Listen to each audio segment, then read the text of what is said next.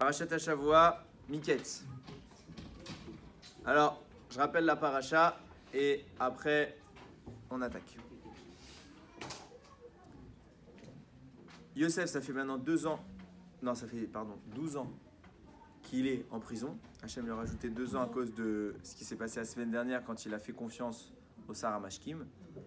Et autour de Paro de faire un rêve. On avait déjà vu 2 rêves la semaine dernière et là, c'est à Paro qui va faire 2 rêves. Une fois avec les vaches, une fois avec du blé. Qu'on voit les premières vaches qui arrivent, 7 vaches grasses, bien en chair, qui sont suivies par 7 autres vaches. Et les 7 vaches qui suivent, elles sont extrêmement maigres, moches. Et elles dévorent les grosses vaches. Et pareil avec du blé, etc. Beau blé, mauvais blé, etc. Et l'apparence finale, même quand elles ont dévoré, elle reste aussi maigre que ce qui était. Paro à chaque fois se réveille, il se rendort, il fait le 2e rêve, il se réveille et là il est en panique. Il appelle tous ses conseillers, tous ses sorciers, tout le monde. Expliquez-moi mon rêve. Personne n'arrive. Alors, c'est écrit qu'ils lui ont donné des explications, mais ça ne lui convenait pas. Ils lui ont dit, tu vas voir cette fille, elles vont mourir, etc. Ils ont tenté d'expliquer, ils ont donné des explications, elles étaient fondées, leurs explications, mais c'est pas, Paro, il sentait qu'il y avait quelque chose qui n'était pas correct. D'ailleurs, c'est intéressant de se poser la question, comment tu peux croire en l'explication qui va être donnée? Ça se trouve, le gars il dit n'importe quoi. Il y a une histoire, vous savez, sur Daniel, vous connaissez peut-être tous l'histoire de Daniel. Daniel, il y a eu à peu près le même événement qui s'est passé avec le roi Nebuchadnezzar. Nebuchadnezzar, c'était un fou. Mais il a gouverné à peu près toute la terre connue à l'époque. Et c'est lui qui a détruit le Beth Amikdash. Et il a eu une idée intelligente, c'est de réunir dans chaque nation qu'il a conquis, de réunir les sages de la nation chez lui. Comme ça, il avait toute la chorma du monde dans sa table. Et quand il prenait une décision, il avait toute la sagesse qui était avec lui. Un jour, il fait un rêve. Même idée que Paro, il fait un rêve. Et il est perturbé par ce rêve, il n'arrive pas à comprendre qu'est-ce que signifie ce rêve. Donc il appelle tous ses conseillers, tous ces sorciers, tous les sages de toutes les nations. Il dit, écoutez les gars, voilà, j'ai fait un rêve, je veux que vous m'expliquiez. Ok mon roi, avec plaisir, expliquez-nous votre rêve, on va vous donner toutes les explications que vous avez besoin. Il dit non. Qui me dit que vous n'allez pas mentir? Qui me dit que vous dites pas n'importe quoi? Vous êtes des sorciers, vous êtes ce que vous voulez. Faut que je sache, parce que trouve vous dites n'importe quoi, moi je vous paye pourquoi? Il dit, mais comment vous voulez qu'on vous prouve? Il dit, c'est très simple, je vous donne pas le rêve. Vous devez trouver vous-même le rêve. Vous êtes des sorciers, trouvez le rêve et trouvez son explication. Si vous me donnez le rêve, je saurai que vous mentez pas. Alors ils sont en panique, ils disent, mon roi, on ne peut pas savoir ce que vous avez rêvé, on n'était pas avec vous au moment du rêve, c'est dans votre tête, etc. Il fait, donc vous n'êtes pas des vrais sorciers, vous êtes tous des nuls. Regardez, vous avez 24 heures, dans 24 heures vous ne me donnez pas l'explication, le rêve et l'explication, tout le monde à la fournaise. 24 heures passent, tout le monde à la fournaise. Daniel n'était pas là. Daniel était le représentant de Jean Israël. Daniel n'est pas là, il arrive, comme tout le monde, tous les conseillers, au four. Il dit, qu'est-ce qui se passe? Alors les soldats lui expliquent, tu vois, le roi il a fait un décret, vous n'avez pas été capable d'expliquer. Il dit, attendez, moi j'ai pas eu ma chance. Demande une audience auprès du roi. Il est convoqué auprès du roi. Nebuchadnezzar lui dit, qu'est-ce que tu veux Daniel? Il dit, vous m'avez pas laissé ma chance moi de vous donner le rêve et son explication. Pourquoi j'aurais pas le droit de tenter mon coup? Il dit, ok, explique. Il dit, non, vous me laissez 24 heures. Et je reviens au bout de... Je ne sais plus s'il lui avait dit 24 heures. Et je reviendrai à ce moment-là. Avec le rêve et l'explication. Je ne sais plus combien de temps il lui a demandé. J'ai un doute. Il dit, ok, mais Daniel, je te préviens d'un truc. Si, passé le délai, tu ne reviens pas avec le rêve et l'explication, ta mort, elle sera pire que toutes les autres. Ok, mon roi. Daniel, il s'en va. Il prie, il jeûne à fond la caisse. Il prie à Kadosh Baruch Hu et d'un coup, il s'effondre par terre. Il se réveille, il va voir le roi, il fait, mon roi, voici votre rêve. Pendant qu'il s'est endormi, Hachem lui a tout expliqué. Vous avez rêvé d'une statue immense, dont la tête était en or, et chaque étape du corps, elle est d'un matériau différent, j'ai pas tout retenu. Je crois que le buste, il était en argent, le bassin, il était, je sais plus si c'est de l'airain ou du cuivre, après c'était les jambes en fer, et les pieds, c'était mélangé. Une petite pierre arrive, elle détruit toute la statue, elle prend la place de la statue, elle grossit, et elle prend toute la planète. Le roi lui dit, Daniel, Parfait. Il a fait ça comme rêve. Il a fait ça comme rêve. On a parlé de la vache, quel rapport avec. Non, là, je viens d'expliquer qu'on parle. Je fais une parabole avec Nebuchadnezzar. Et le Nebuchadnezzar dit Daniel, Banco, c'est exactement ce que j'ai rêvé. Maintenant, n'importe quelle explication que tu vas me donner, je sais que c'est la vérité. Alors, Daniel, il va lui expliquer qu'en réalité, c'était les 4 royaumes qui vont gouverner le monde. Donc, lui, c'était le premier, mais il va être remplacé par un autre royaume. Ce sera plus tard la Perse, qui va lui-même être remplacé par les Grecs, qui va lui-même être remplacé par Rome. Et à la fin des temps, ce sera plusieurs petits royaumes, comme c'est le cas actuellement. Il n'y a pas d'empire qui gouverne le monde, il y a plusieurs puissances. Et à la fin des temps, vient une petite pierre, Israël, qui détruit tout et elle fait grandir la Torah et la connaissance de la Kadosh Baruch Hu. En clair, qu'est-ce qu'il a fallu chez... Pourquoi je vous raconte ça? Il a fallu chez Nebuchadnezzar une preuve que le rêve est vrai. Et regardez Paro, et c'est ce que on va développer après, hein, je reviendrai sur ça. Paro, tous ses conseillers lui donnent des explications. Il dit non, je ne crois pas à vos explications. Alors il y a le Sar Hamashkim, il dit Paro, mon roi, je me rappelle que quand j'étais en prison, il y a un type, lui il peut vous expliquer. Ok, allez me le chercher. Donc on sort Yosef, on le lave, on le rase, on l'habille, parce qu'il est en prison, ça fait 12 ans, qu'il n'est pas en bon état. Et on présente devant le roi, il faut qu'on soit présentable devant le roi. Le roi lui dit, j'ai entendu que tu savais expliquer les rêves. Il dit, moi je ne sais pas expliquer, c'est Dieu qui explique. Il dit, dis-moi ton rêve et Dieu te donnera l'explication. Il lui dit le rêve et Yosef lui dit, voilà mon roi. Les 2 fois 7 vaches et 2 fois 7 épis de blé, ça fait référence à 2 types de choses. Premier type de choses, 7 années qui vont arriver. Qui arrivent là, c'était des vaches grasses, des beaux épis de blé, pour te dire qu'il va y avoir 7 années d'abondance en Égypte.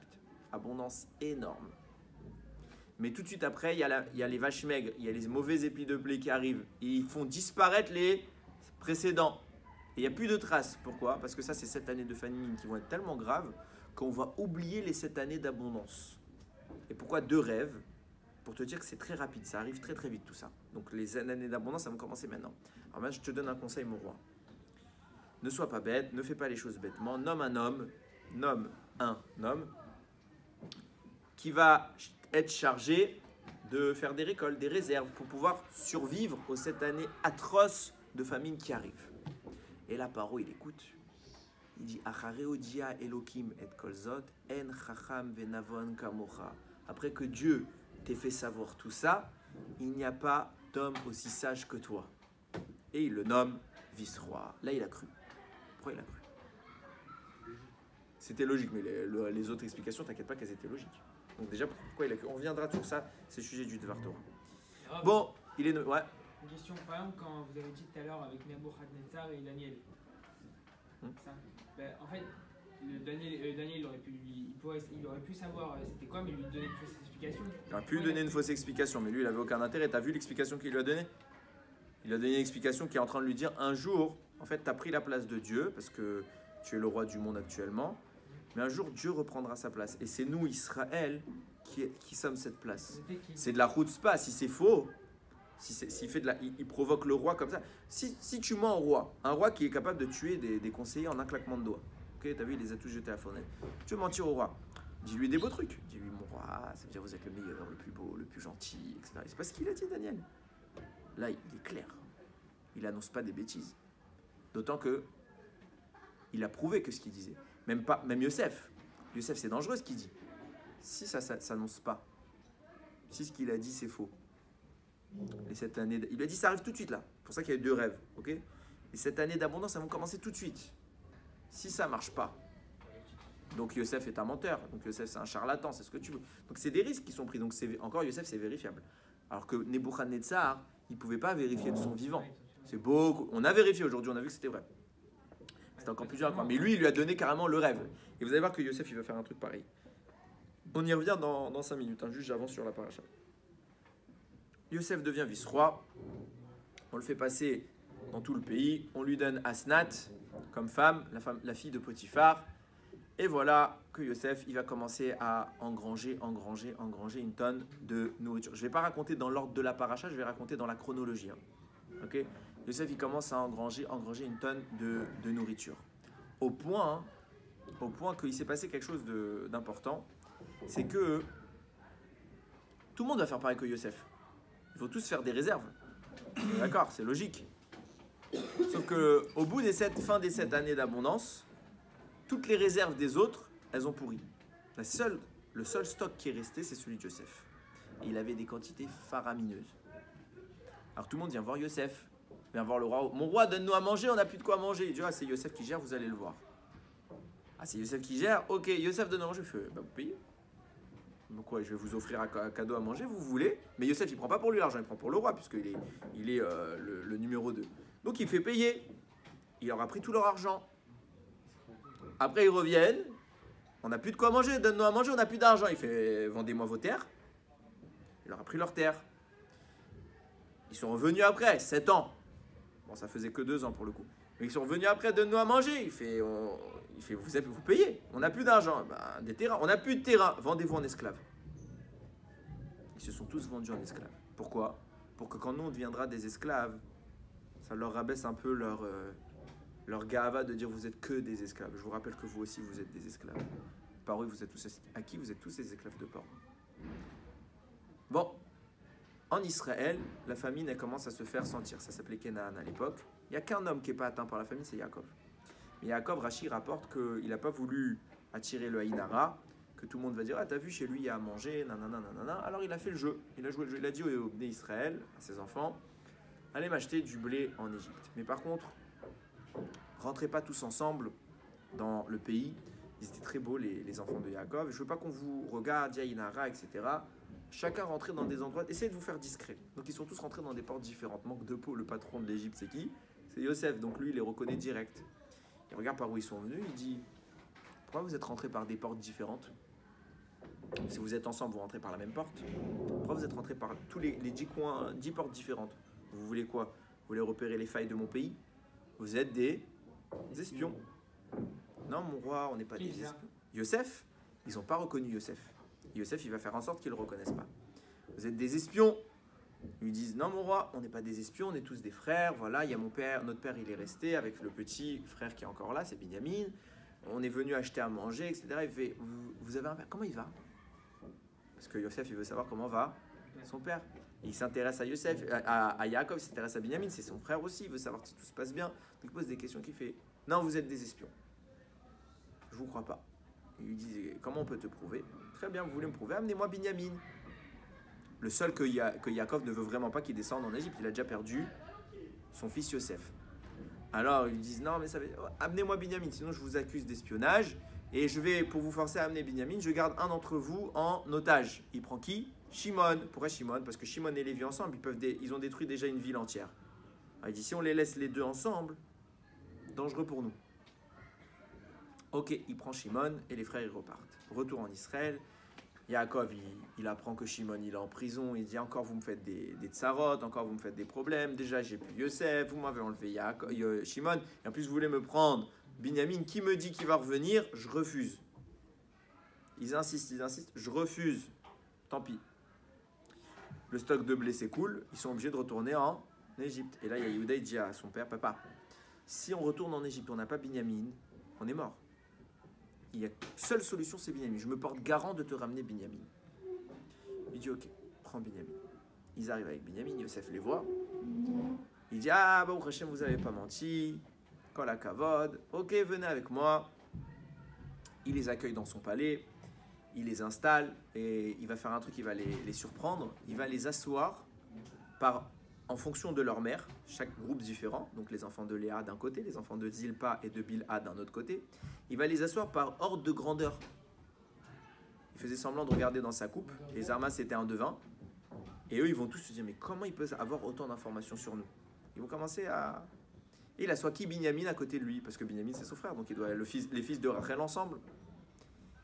Ok, tout se passe bien, ils boivent, ils festoient, et ils repartent.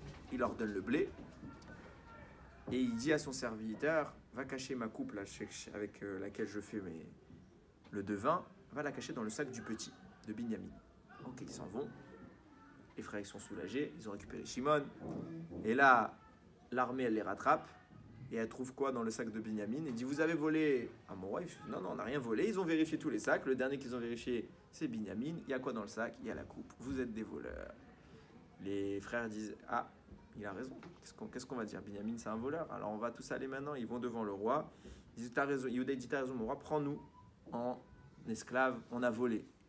Yosef, il dit, Shalom. Vous n'êtes pas des voleurs, c'est le petit le voleur, je prends que le petit. Celui qu'ils ont promis de ramener.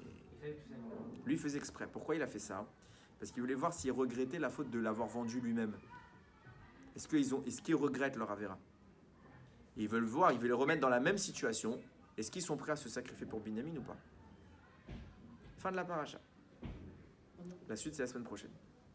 Ok? Ah, tu connais l'histoire, normalement quand même, depuis le temps qu'on la raconte, tu connais l'histoire. Bezrat Hashem la semaine prochaine. Ok? Bon, revenons à notre problème du départ. Je vous ai dit comment, quand j'ai pris le rêve de Daniel en tant qu'exemple, on voit bien que Nebuchadnezzar, il est sceptique. Donc il veut une preuve. Et Paro aussi, il est sceptique. Mais lui, il ne demande pas de preuve. Il est sceptique, il y a eu 15 000 explications. Il a accepté 0. Il dit non, elles ne sont pas bonnes. Et il voit Yosef, et il dit une phrase très bizarre. Il dit Achare Odia Elohim. Après que Dieu t'ait dit tout ça, j'ai la preuve que tu es le plus rare. Donc déjà, il le croit. Mais il sait que c'est Dieu qui a parlé. Paro, roi d'Égypte, roi de l'idolâtrie, qui se fait lui-même passer pour Dieu. Il dit, je sais que c'est Dieu qui t'a parlé. Comment il sait? Où il a une preuve? Réponse, j'ai vu dans un commentateur qui s'appelle Mayana Shem Torah, il dit, il a une preuve. Parce que Paro, quand il y a eu Yosef, il a menti. Il a fait plusieurs... Quand vous lisez la première montée de la paracha, qu'on raconte donc les rêves de Paro, et vous lisez la deuxième montée où c'est Paro qui les raconte, il y a plein de changements, de petits détails qu'il a changés. Et un, entre autres, qu'il a changé, il a dit dans le rêve, dans la Torah qui est décrit, il se tenait au-dessus du fleuve. Et lui, il a dit, je me tiens au bord, Al-Sefat Ayeor. Sur ça, Yosef, il va expliquer, et Ramim, ils vont dire un passouk que on dit à Rosh Hashanah. Pourquoi à Rosh Hashanah? Pourquoi c'est quel rapport maintenant? C'est que je rappelle que Rosh Hashanah, c'est le jour où Yosef, il a été libéré de prison. Et le Midrash dit, Edout Biye Yosef, Samo Betseto Aleret Misraim, Sefat lo Yadati Eshma. Donc je traduis littéralement. C'est un témoignage qu'ils ont mis à la sortie de Yosef contre la terre d'Égypte. Sefat lo Yadati Eshma, des choses que je ne savais pas, que je n'ai pas entendues. Chazal les explique. Quand Yosef il a expliqué à Paro son rêve, il lui dit, tu as dit Al Sefat Ayeor, que tu es au bord. Il dit Sefat lo Yadati. Ça, je ne sais pas. Dès le début, il lui a dit Sefat, quand toi tu as dit Al Sefat Ayeor, tu es au bord, c'est ce qu'on dit. Et doute Biye Yosef Samo Betseto Aleret Misraim. Il y a eu un témoignage en Égypte concernant Yosef. Pourquoi? Parce qu'il a dit Sefat lo Yadati. Quand toi tu as dit tu es Al Sefat Ayeor, Sefat, je ne l'ai pas entendu d'Hachem. Parce que tu mens. Tu n'étais pas Al Sefat Ayeor, tu n'étais pas au bord du Nil. Tu étais dans le Nil. Par où il entend ça? Il dit, le seul qui connaît cette information, c'est qui? Moi. Parce qu'il n'y a que moi qui a vu le rêve. Donc Yosef aussi connaît mon rêve comme s'il l'avait vu. J'admets ton explication. Je suis obligé, je suis contraint. Puisque tu connais mon rêve, c'est que tu sais la vérité. Et le seul moyen de savoir cette vérité, puisque tu n'étais pas avec moi, c'est que ce soit Dieu qui te l'ait dit. Témoignage en Égypte. Et doute Samo Bi-Yosef Samo Betseto Aleret Misraim. C'est un témoignage en Égypte. C'est devenu une notoriété publique. Yosef parle à Dieu. On le sait. C'est pour ça qu'il a dit Achare Odia Elohim. Après que Dieu t'ait fait savoir tout ça, je sais que c'est Dieu. J'admets ton explication. Il n'y a que Dieu qui pouvait te dire ça. Parce que personne n'a vu. D'ailleurs, le Bnei Issachar, il écrit, c'est Rav Friedman qui rapporte ça, dans le texte qu'on lit là, Edout Bi Yosef Samo Betseto, normalement on aurait dû l'appeler Yosef, mais il y a écrit Yehosef. Il y a une lettre entre eux, il y a un He. C'est quoi ce He? Non, He, c'est une des lettres du nom d'Akadosh Baruch Hu, Yud Ke Vav Ke. Et dans les 4 lettres du nom d'Akadosh Baruch Hu, chaque lettre elle a une représentation, elle a une signification. Le He, c'est la présence de la Shekhinah, c'est le roi HaKodesh. Akadosh Baruch Hu, il a rajouté le He chez Yosef pour dire à ce moment-là, c'est pour ça que le Midrash il raconte cette histoire-là, Edout Bi Yosef. À ce moment-là, Yosef, il a eu roi HaKodesh, il a parlé avec Akadosh Baruch Hu et tout le monde a attesté de ça. Personne ne pouvait nier. Paro, il a dit devant tout le monde, cet homme parle à Dieu. C'est quoi cette capacité de parler à Dieu, ce roi HaKodesh? C'est la capacité de voir tout ce qu'il y a à voir dans l'information. Une connaissance parfaite. Quand toi tu me parles, par exemple, quand on dit Rami Zohar Kodesh, on dit ressente des choses. Il voit tout. Tu ne peux pas cacher. Il voit. Qu'est-ce qu'il voit? Pourquoi il y a quelqu'un qui leur dicte à l'oreille? Non, il n'y a pas. Roi Kodesh, c'est pas la névoie. Hein. Roi Kodesh, c'est je vois. Je sais. Qu'est-ce que ça signifie savoir? C'est quoi voir? Voir, c'est capter la lumière. D'où vient la lumière? Du soleil. C'est pour ça qu'il y a un gros problème dans la Torah, qu'on a déjà évoqué ensemble. Quelle est la première chose que Dieu a créée? Non, toute première chose que Dieu a créée, le premier jour. Yehi, or, que la lumière soit, et la lumière fut. Mais il n'y a pas de soleil. Puisque le soleil, il est bien après, 3 jours après. C'est quoi cette lumière? Il y a une lumière, c'est pas le soleil. C'est quoi? Réponse, or aganous. La lumière qu'Hachem, il a dit, cette lumière, elle est divine, je la cache. Quand est-ce qu'elle a été cachée? Quand Dieu a créé la suite. Quand Dieu crée la suite de l'univers, cette lumière, elle disparaît. Et dorénavant, la matière cache la lumière. C'est pourquoi, plus tard, il va créer une deuxième lumière, le soleil. C'est quoi le soleil? C'est du feu. Le feu, c'est le moyen de sortir la lumière. Pourquoi?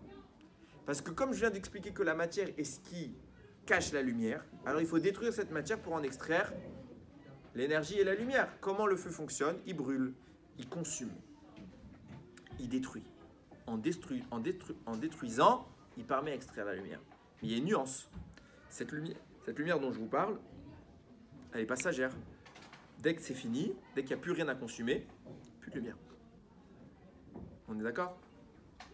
Alors qu'à la base, quand Dieu a créé la lumière d'origine, elle ne provenait pas, c'est pas grave. Elle ne provenait pas de la matière. C'était pas une destruction. C'était une lumière en tant que telle. En tant que telle, il y avait une lumière. Elle n'avait pas besoin de base, elle n'avait pas de limite. Elle était parfaitement raffinée, parfaitement pure, sainte. Alors c'est quoi la différence entre une lumière qui sort du feu et cette fameuse lumière d'origine? Venons, on définit les choses. Quand vous prenez une lumière qui sort du feu, elle est claire. Comment elle est claire? Elle annule l'obscurité. D'accord? La lumière annule l'obscurité. L'obscurité, c'est l'absence de lumière. En clair, on repousse le noir. On est d'accord avec ça? La lumière dont on parle dans la Torah, quand cette fameuse Or Haganuz, elle n'a rien à voir. Où est-ce qu'on la voit cette lumière-là? Le Chidushé Harim, il dit que le feu, il a 2 constantes. Il consume et il éclaire. Il détruit. Et pour détruire, en détruisant, il permet l'éclairage. Mais le feu d'Akadosh Baruch Hu, il n'a rien à voir. Il y a 2 endroits dans la Torah où on parle du feu d'Akadosh Baruch Hu. Première fois, Moshe Rabbeinu, Hachem lui parle sur un buisson et il y a écrit quoi? Le buisson brûle mais ne se consume pas. C'est quoi cet instant? On voit qu'il y a un arbre, il y a de la lumière, il y a du feu, mais ça ne brûle pas. Moshe Rabbeinu à ce moment-là, il a quoi? Dévoilement d'Akadosh Baruch Hu. Il y a un deuxième cas, plus général, Har Sinaï. Il écrit que la montagne est brûlée jusqu'au cœur du ciel. Moshe, il est rentré dans quoi? Dans la montagne, il a brûlé. Est-ce que la montagne, après, elle était noire? C'est écrit dans la Torah que la montagne a été dévastée par les flammes? Non. Un feu qui éclaire, mais ne consume pas. C'est quel moment? Le moment où Dieu se dévoile au monde. Connaissance absolue, Matan Torah. En clair, ce feu d'origine, c'est pas un feu d'éclairage, c'est un feu de savoir. C'est le feu de la connaissance, la manifestation d'Akadosh Baruch Hu. C'est le savoir absolu, l'accès au divin. C'est la grande différence, regardez un aveugle. Nous, si on n'a pas de lumière, on ne voit rien. Et donc, on ne peut plus avancer. Dès que tu vas nous mettre de la lumière, on va pouvoir avancer. On est d'accord? L'aveugle, il n'est pas gêné par la présence ou l'absence de lumière. Qu'est-ce qui le gêne? La connaissance des lieux. S'il sait, connaît la configuration, il peut avancer. Avec ou sans lumière. Ça, c'est le savoir. C'est la différence entre le feu normal, le feu terrestre, et le feu céleste. Le feu terrestre, il est ce qui repousse le noir. Le feu céleste, c'est ce qui rend le noir comme n'étant plus un problème. Je suis dans le noir, mais ça ne me dérange pas. Je n'ai pas besoin de le détruire, le noir. Je n'ai pas besoin de l'obscurité, ne me dérange pas. Je vis avec, elle n'est pas un problème pour moi. Ça, c'est la connaissance. Le Maharal de Prague, il dit pourquoi Hanouka tombe le 25 qui se lève. Vous savez que dans les saisons, les saisons à son rapport avec le soleil, avec notre éloignement, notre proximité du soleil. Et quand on est proche du soleil, quand on en est loin, ça fait une différence dans les chaleurs. Mais vous regarderez quand pendant les saisons, la période de journée et la période de nuit, elle varie. En été, il fait longtemps jour, il fait très peu nuit. Et par contre, en hiver, c'est l'inverse. Il fait très longtemps nuit, comme même maintenant. Il fait très longtemps nuit. La nuit, le soleil se couche très tôt et il se lève tard. Donc il fait très longtemps nuit et très peu jour. Akadosh Baruch Hu, il a dit, le jour de Hanouka, c'est le jour où je vais me manifester, je vais manifester ma connaissance. Ma connaissance, les gens vont s'en rendre compte pendant qu'il fait jour ou pendant qu'il fait nuit. Nuit. Moi, ce que je veux exprimer au monde, c'est pas que le soleil, que la lumière repousse l'obscurité. Je veux expliquer au monde que le vrai savoir annule l'obscurité. Il n'y a pas de problème à l'obscurité. Il n'y a pas de danger à l'obscurité. Quand tu sais, tu es pendant un aveugle dans le noir ou dans la lumière, ça ne lui change rien. Parce que vous vous référenciez à une lumière terrestre, elle ne m'intéresse pas. Elle ne m'intéresse pas. La lumière qui vient de la destruction de la matière ne m'intéresse pas. Je veux la lumière qui n'a pas besoin de matière pour exister. La lumière du savoir.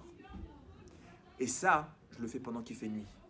Pendant que dans votre période, vous allez vous référencer à une courte période de journée et à une longue période de nuit, là, je vais vous éclairer. Je ne vous ai pas dit d'enlever l'obscurité. Je vous dis de ne plus la considérer comme un problème. C'est à Hanouka qu'on allume les nérodes de Hanouka. Les nérodes du miracle. Pourquoi? Parce qu'il fait nuit. C'est pendant la nuit qu'on doit le faire. C'est une notion, et plus Rami me disent, on doit extérioriser le miracle. Pourquoi? Parce que ça représentera la connaissance d'Akadosh Baruch Hu. L'objectif, c'est d'extérioriser, de montrer à l'extérieur ce savoir-là. Et regardez, qu'est-ce que je vous ai expliqué la différence entre les deux feux? Le feu normal, il détruit, il consume. Il y a besoin d'un combustible. Le feu d'Akadosh Baruch Hu, il n'a pas besoin d'un combustible. Il descend sur la montagne, il ne brûle pas. Il descend sur un buisson, il ne brûle pas. Le buisson, une fois que le feu s'en va, il est intact. Vous comprenez pourquoi le miracle de Hanouka, c'était 8 jours avec une fiole? Parce que le feu ne consumait pas. Ce feu qui s'est éclairé au Beth Amikdash au moment de Hanouka, ce n'était pas une flamme normale. C'était au moment où Akadosh Baruch Hu, il a dit au Ham Israël, vous avez atteint la connaissance, vous avez refusé l'obscurité des Grecs, les Yévanim, ils ont voulu vous interdire la Torah, vous avez voulu la Torah. Vous avez accès à la connaissance, vous avez accès à la vraie lumière. Puisque vous avez voulu le savoir de Akadosh Baruch Hu, mon feu ne brûle pas. Jusqu'à ce que vous ayez un feu terrestre. 8 jours, c'est pas grave. Une fiole, elle aurait pu tenir 1 an. Parce que ça ne consumait pas. Et c'est ça que les Égyptiens ont attesté au moment de Yosef. Ils ont dit, il parle à Dieu. Pourquoi? Parce que Yosef, il est dans l'endroit le plus impur du monde. Il est en Égypte, là où il y a l'obscurité la plus grande. Il y a la méconnaissance absolue d'Akadosh Baruch Hu. Et à ce moment-là, Yosef, il vient, il dit, moi, je parle à Hachem. Votre méconnaissance ne me gêne pas. Tout le monde était inquiet pour Yosef. En Égypte, ça va devenir un rachat. Yosef, il dit, non. Quand tu as accès à la vraie lumière, le mal n'est pas dangereux. Quand tu as accès à la vraie connaissance, au vrai Derech Hashem, Derech HaTorah, le mal n'est plus un danger, tu le domines. Toi, quand nous on évolue, le mal, on se confronte à lui. On en a peur et on fuit le mal. C'est ce que David Amer dit, Sourmera va Asetov, éloigne-toi du mal d'abord avant de faire le bien. Et il a raison. Parce que nous, on n'est pas capable de maîtriser le mal. Mais lorsque tu en arrives au niveau d'Avraham Avinu, de Yitzhak, de Yaakov, de Moshe, de Yosef, tu connais la vérité même dans le noir. Tu vois le mal, il n'est pas un problème. Il n'est pas un problème parce que tu l'identifies tout de suite dans sa nature. Tu l'identifies comme un mensonge. Tu n'as pas besoin de le reposer, il peut être juste à côté de toi. Quelqu'un qui est dangereux pour nous, qu'est-ce qu'on fait de lui? On s'éloigne. Quelqu'un qui n'est pas dangereux, même s'il nous veut du mal, mais il n'est pas dangereux. On s'inquiète quand il est à côté. Un petit garçon de 2 ans, il vous veut du mal. Vous allez le fuir? Non, parce qu'il n'est pas votre ennemi, il n'est pas dangereux pour vous. Ce qui vous attaque, et on verra ce qui va se passer. Le Yitzhara, c'est pareil. Si nous, on fuit, c'est parce qu'on n'est pas capable d'accéder à la vérité. On n'a pas encore le vrai chemin qui nous mène vers Akadosh Baruch Hu, le vrai Derech HaTorah. Le jour où on a ça, on s'appelle Yosef, tu peux vivre en Égypte, il n'y a pas de problème. Il n'y a pas de danger. Et quand Yaakov il va apprendre que le fait que son fils Yosef il est vivant, il va dire il y a un danger. C'est pas qu'il n'a pas cru. Il a cru qu'il était physiquement vivant, mais il a dit mais ça a dû devenir un rachat. Parce qu'il ne savait pas, est-ce que Yosef il a atteint ce niveau où il a accès à la vraie lumière? Et quand Yosef il lui a prouvé qu'il était resté un tzaddik, parce que Rachamim nous disent, parce qu'il s'est souvenu du dernier sujet d'étude qu'ils ont fait ensemble avant de partir, alors il a su que c'était un tzaddik. Qu'est-ce que ça lui prouve? Moi aussi je me serais rappelé à sa place. De quoi j'ai ma dernière discussion avec mon père, ça fait 22 ans que je ne l'ai pas vu. 22 ans que je suis en galère, je ne me rappelle pas du dernier moment que j'ai passé avec mon père, bien sûr je me rappelle.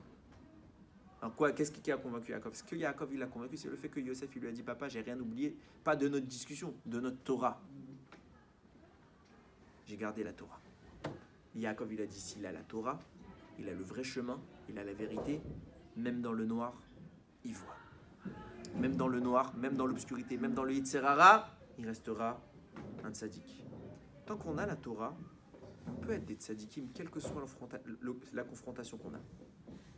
Ça, c'est à condition d'avoir la Torah. Lâchez la Torah, alors vous avez intérêt à vous inquiéter fortement du Yetzer Hara. Vous devriez être en panique en permanence. Il peut vous détruire en un instant. C'est pour ça que la Gemara dit, quand tu as un problème avec le Yetzer Hara, où est-ce que tu dois aller? Au Beth Midrash. La Torah peut le détruire. Ah quoi, quand j'ai été au Beth Midrash, ça y est, je suis protégé, et je ressors, il ne m'attaque plus. Non, parce que quand tu as étudié la Torah, tu as accédé à la vérité. Alors le Yetzer Hara, il va toujours t'attaquer, mais tu peux vivre avec lui, ça y est. Par contre, si tu es resté en dehors du Beth Midrash, tu ne pourras pas te protéger. Ça, c'est ce que vous devez garder à l'esprit. Toujours avoir la Torah avec soi. Si vous n'avez pas la Torah avec vous, vous êtes des profs faciles. Si vous avez la Torah avec vous, alors vous pouvez être capable de tout. Vous pouvez être capable de devenir des Yosef. Vous pouvez devenir des tzadikim. Le seul secret, étude sérieuse de Torah. Il n'y a pas ça, shalom. Il y a ça, alors on sera Zoché Bezrat Hashem, très rapidement d'accéder à cette lumière. Et Mashiach n'aura plus de raison de venir. Ce qu'on attend tous, Bezrat Hashem, Bekarov, Baruch Adonai Leolam. Amen et Amen.